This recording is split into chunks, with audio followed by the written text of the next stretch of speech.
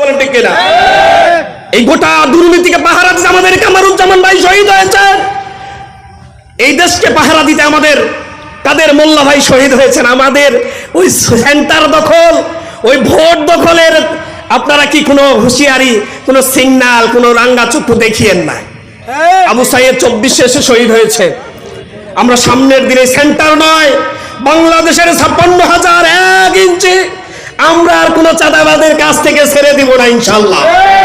কোনো চাঁদাবাদ যদি মনে করে 1 ইঞ্চি জায়গা তারা পাবে না।